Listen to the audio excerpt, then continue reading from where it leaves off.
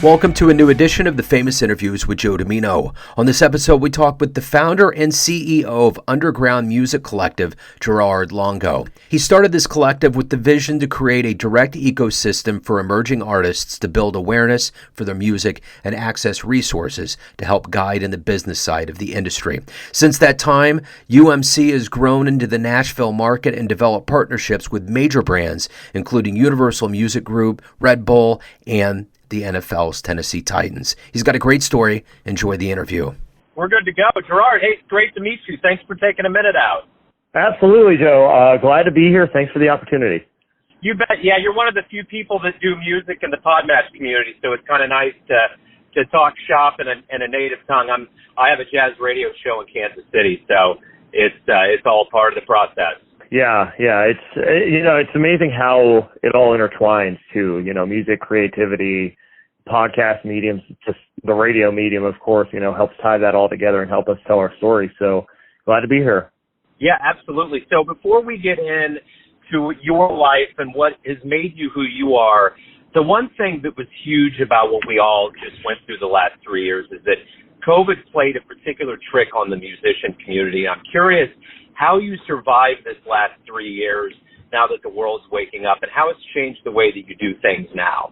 Well, it's interesting because at the start of the pandemic, I had a day job. I was building this, as a side hustle. I was building the whole underground music collective ecosystem, on the side in my free time. But what the pandemic did for me was, you're stuck at home, and you have your day job and you have your passion project that you're working on. And it helped me weigh the two against each other, and it helped me realize, what I had moved to Nashville for, what I had, what I really wanted to build long term. And it was and is this platform, right? So at the start of 2021, I actually took the leap from corporate America to doing this full time. And, in the music industry, especially, maybe a questionable time to do that in the middle of a pandemic when things are still shut down and it's all a moving target. But, it really made me realize, I think my passion for using our platform to serve. Of course, the industry, was going through significant challenges at the time. And, our whole thing in 2020 at Underground Music Collective was, okay, how can we keep the music playing? We had a whole campaign. We had T-shirts made. When people bought the T-shirts, we would donate the funds to local venues. We would just try to host virtual music, performances and that kind of thing, just to keep the ball rolling, to keep the music playing, literally. And, we had a chance to connect with a lot of people, not just here in Nashville, but elsewhere in other markets. And I think that's one thing that the pandemic actually gave us that we otherwise wouldn't have had the opportunity to do. We would have been so locally focused. So the pandemic, I feel like, actually, in a lot of ways, got me thinking bigger, as far as what this could be. Of course, we've always been a digital-first community and digital-first resource for the most part. And so it's given us an opportunity to expand that reach and connect some dots here. And we're starting to see, I think, a lot of those dots, connected and really starting to take shape into something bigger and more exciting, now that the world's opened back up and everyone's got a little more mobility, a little more freedom to go and connect with the world in person, and not just virtually. I'm actually excited, despite all the challenges of that time, of course, and with respect to all of those, I'm excited to where it's led us and it's led the industry, because we're all more connected. And now that the world's reopened, we have an opportunity to go and interface in person and create even more opportunities together. So let's get to the essence of exactly what you do. I'm going to put you in front of a bunch of third graders at a career day, and one of the kids looks up and asks you, what do you do for a living? How do you answer them? Well, so we are a digital music resource and multimedia company based here in Nashville. So what we do is we provide services and resources for musicians, other creatives within the industry to increase their knowledge, to enjoy the benefits of being featured through our platform. And the idea is, we're underground music collective, but the whole point of an underground movement is that eventually it rises up to prominence, right? And so we want to create opportunities for people to have those professional at-bats, right? To have those chances to get their music in front of people, to learn from people within the industry, so that they can further their careers and build their platforms. And so we do that in a number of ways. Of course, we still have review content, feature content. Of course, I host the Quinn Spin podcast, which is the origin point of this entire ecosystem, where it helps the artists tell their stories and communicates who they are and how that informs what they do, right? In addition to that, we have a Wednesday Wisdom series. We actually just published an article. We do that every Wednesday where somebody from within the industry, will share their knowledge, their insight on a certain topic. Right now it's Jazz Appreciation Month, so we just had a piece go out about that. Last month, Women's History Month was a big topic, and we had a couple pieces dedicated to that and, the influence of women in the industry in certain genres and that kind of thing. So we have that happening. We're also doing a series of virtual panels like the Jam Roundtable we have coming up on April 19th, where it gives people within the industry an opportunity to share their insights, their experience, and how it informs their particular genre, their particular ecosystem in which they operate, right? So a lot of educational opportunities. We're also developing some other things that I can't quite reveal the details of yet, but I'm really excited to give, I guess, a partial spoiler. We have been in the client services realm too, as far as multimedia goes, and we will be expanding that here in 2023. But the details are still being worked out, finishing touches being put on that, but we should be able to reveal something soon. Overall, we want to be a resource for musicians, for creatives to further themselves and to be armed with everything that they need to succeed as independent creatives, because we realize that it's challenging out here. It could be very challenging, and we're only going to go as far as we go together. So that's what we're here to be, that resource that helps people do that. How did this path happen for you? How did this music path begin and get to this point, whether playing or appreciation? How did it all materialize to this current day? Well, so I was always in the arts in school. I did choir all 4 years in high school, theater in high school, into college, even a little bit afterwards. All my friends were in bands, right? And so I've always, been associated, attached to the arts, and particularly music. Where it really started to take shape was first in college. I did a college radio show. And although those episodes will probably never see the light of day now, it was the precursor to the Quinn Spin when I started it in 2013. And so that was a few years after graduation, back in New Jersey. I'm back home after college. I went to school at Moravian University now in Bethlehem, Pennsylvania.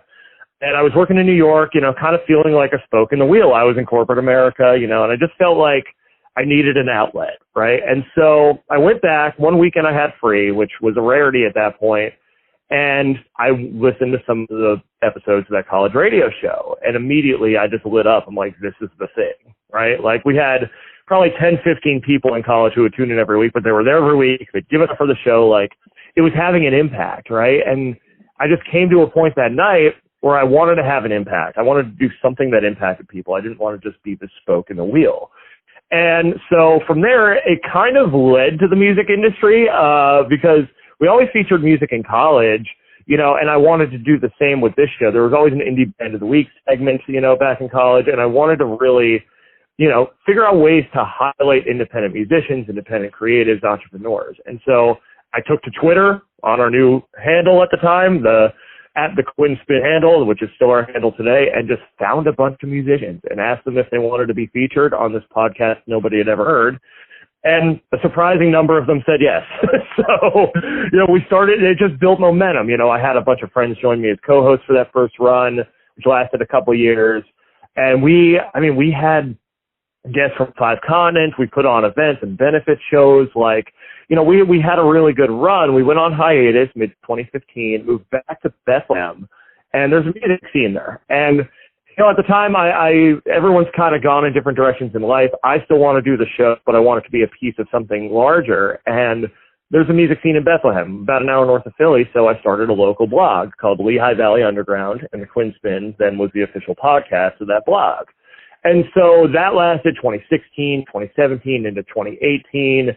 We won local awards. We were really integrated into the local music scene there quickly. We were putting on events. We had a First Friday concert series happening in downtown Bethlehem every month.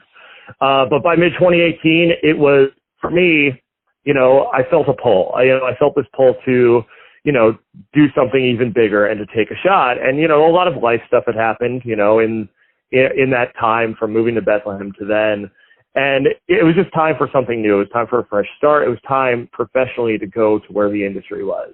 And so I thought about going back to New York, where I'd worked years prior, but I wasn't really getting any bites. But I had friends who had lived here for about a year in Nashville, and they started trying to get me to move to Nashville. You know, they're sending me job postings saying, hey, we're buying a house. We need a roommate. You know, like if you're going to do it, like the situation's set up for you.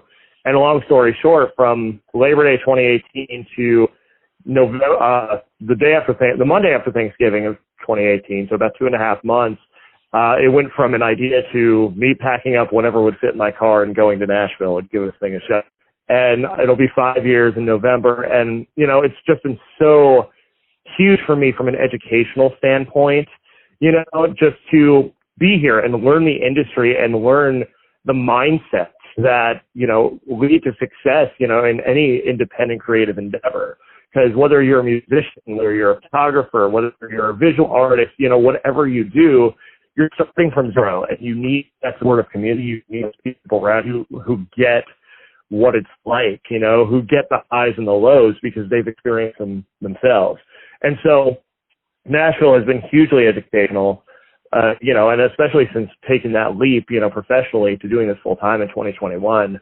I mean, I've learned so much just by doing and experiencing and just the network that I've developed here. And you know, it's something that at this point is ingrained in me. You know, I can't imagine, you know, ever getting out of this industry, ever getting out of this game, because there's still so much to do. And there's so much knowledge that I've acquired now that, you know, I feel like I'm in a position to lend that, you know, that knowledge, that experience to people who are finding their way. We just launched an artist coaching program, which we've already got our first couple people coming in.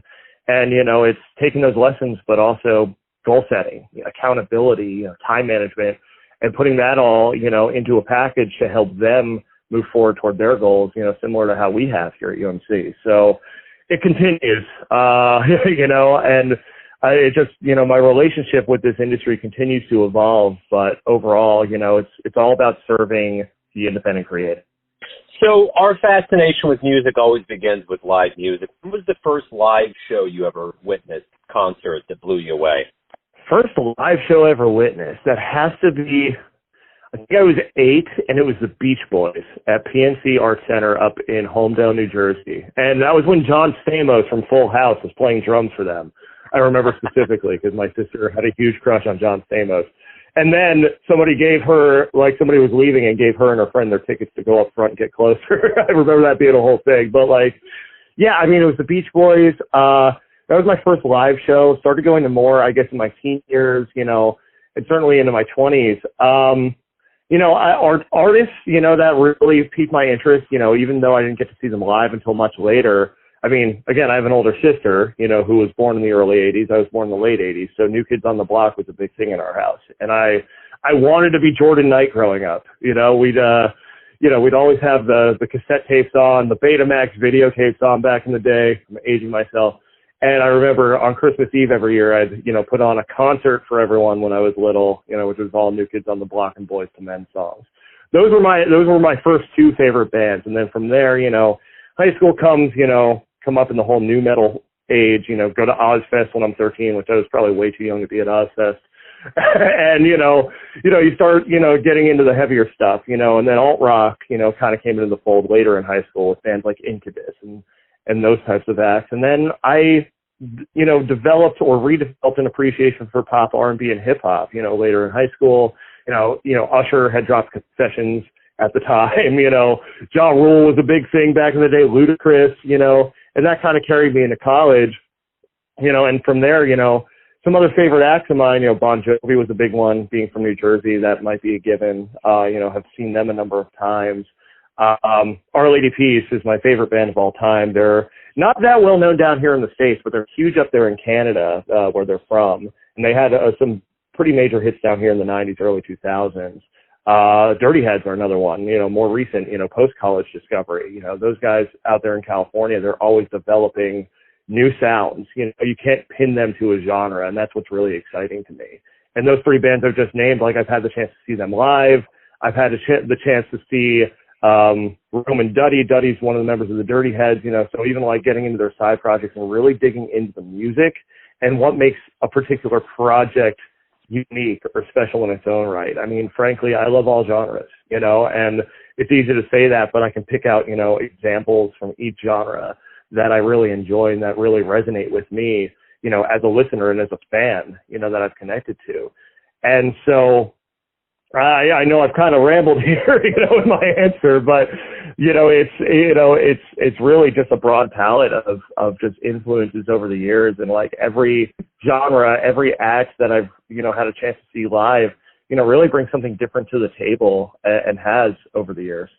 So what has been one of the best client responses you've ever gotten from this new venture, from the work you're doing now? One of the best client responses, right now, actually this morning, I just got a really great message. We just had, because we also put on events under our Nash Live brand here in town, which that's another thing, which I can't reveal details, but we're going to be expanding that outside of Nashville this year. But we just had a show this past Saturday night at a venue in town called the Cobra, and it was a hip hop R&B show. And one of the artists, reached out and said, thank you so much for giving us this platform, giving us this opportunity to express ourselves. Like, you've been so supportive of my work. And so often, like, we get people reaching out, artists, and other artists we've worked with who are just really appreciative to have the platform, to have a voice that maybe other platforms and other outlets aren't giving them. We absolutely serve the underdog here at Underground Music Collective, and it's very important to us to never lose that. No matter how much we grow, we always at our core want to serve that independent creative, because those are the folks that, they might be just as talented as the folks you hear on the radio, if not even more so, or the folks that are selling out stadiums and arenas. It's just they haven't had the opportunity to be heard and to make their way, in that stratosphere yet. And so, Underground Music Collective serves as this launching pad for the independent artists who may be just as talented, if not more, than your favorite artists out there, but they just haven't had the chance to gain that exposure. So we get a lot of feedback like that about how supportive we are as a platform, about the opportunities that we create. And, that one this morning, that was another one that I just really, that resonated with me, because it's like, all right, we're on the right track. We're creating opportunities for people. And, it's easy, I think, too, like when you do so much to just like, get through one thing, one event, one show, one project, be like, okay, on to the next. But like, it's those moments where people give you that feedback where you have a chance to stop and smell the roses and be like, that was a pretty cool thing we just did there the other day, or that was a pretty cool experience, and in this busy world, you don't get a chance to stop all that much. But, it's those reminders that come in from people that really, continue to point your compass in the right direction. So, Gerard, you're the captain of the ship here, and I'm curious, everyone has a perception of you, your friends, your family, clients, colleagues, but ultimately you're the one that's in control. What's your perception of you? Who do you think you are? I'm the guy who doesn't quit. Over the past 10 years, like, there have definitely been a lot of challenges. I would say there's even been a couple of points, earlier in the journey that would have been natural stopping points where it's like, okay, we had a good run, like, let me go be normal, but there's always just been some pull. There's always been some pull for me, to continue building this thing. And that's endured for 10 years, and there have been, again, a lot of life events. I've gone through the rough breakup of a long-term relationship in part due to my dedication to this platform. I've lost a parent unexpectedly. I've, on the creative journey, you do navigate, periods of financial instability. I relocated twice from Jersey to PA and then to here, but through it all, there's just always been this spirit that, I was ingrained, at an early age, going through high school, I played football, which you're taught not to quit and not to stop until the job's done, right? But then also, when I was 16 in high school, I had a very malignant tumor in my left ring finger, and it was a quick surgery, it was, within about 2.5 weeks from diagnosis to surgery, where I was then declared cancer free, but it really makes you appreciate the opportunity you have. and, even getting back from that, I mean, I had entire reconstructive surgery on my hand. My left ring finger was amputated. It was supposed to be a year before I could even get back on the field. And, I just went to physical therapy, and I wasn't going to take that prognosis as gospel, and I knocked it down from 12 months all the way to 4, and I was back in time for camp, and it's just like, that showed me what happens when you don't quit, and when you can hear something, from outside, and you have a choice with that. You can let it affect you. You can let it inform how you show up, or you can say, you know what? I don't like that answer. I'm going to find a different one. And, I translate that to a lot of what we're doing at UMC, because it's like so much of this is just still being built grassroots and finding answers and finding ways and not giving up on it and not sitting back and just waiting for something to happen. And so I'm that guy that finds answers. I'm that guy that doesn't quit. I'm that guy that's going to keep working on this. And it's because I believe in it, because I believe in our progress to this point. I believe that there's a lot more to be made. Gerard, if anyone out there wants to get involved with the Underground Music Collective, learn more about you, anything pertaining to your orbit, where do they go? So undergroundmusiccollective.com is our central hub. That's where you'll find all the things related to everything I just mentioned, the educational content, review content, all the artist features. The Quinn Spin's there as well. You can also find the show, Quinn, 2 N's and Spin, on all your streaming platforms, Spotify, Apple Podcasts, Google Podcasts. We put the show up as well on our YouTube channel at Underground Music Collective. You can also find us on the socials at UMC Nashville on Instagram. That's our primary one. But also YouTube. We're trying to build that presence out. Also, if you're looking for new music, follow UMC 20, our playlist on Spotify, which we update every Tuesday with tracks and the latest episode of the Quinn Spin. And then on the events end, if you want to know what we're doing there, Nash Live Shows on Instagram, at Nash Live Shows. We'll take you there. We've got our next one coming up on May 4th here in town. It's a really fun pop bill with a few local pop acts. And of course, with the Jam Roundtable, the Jazz Appreciation Month Roundtable we're doing April 19th, we'll be pumping that out on all of our channels as well. So make sure you check that out. And if you have any questions, feel free to reach out. I'm still the primary answerer of DMs on our Instagram handle. So if anyone has any questions, reach out. You'll get me. Gerard Longo, thank you for opening up. Thanks for giving us the story. It's great, man. Continued success with everything. Appreciate it. Thanks so much for having me. Thanks for listening and tuning in to another famous interview with Joe Dimino, where we cover the world of art, literature, business, spirituality, music, and more from around the globe. If you want to hear more interviews, visit the Famous Interviews with Joe Dimino channel on YouTube. You can also find us on Spotify and Apple Podcasts. Thanks again for listening, and until next time.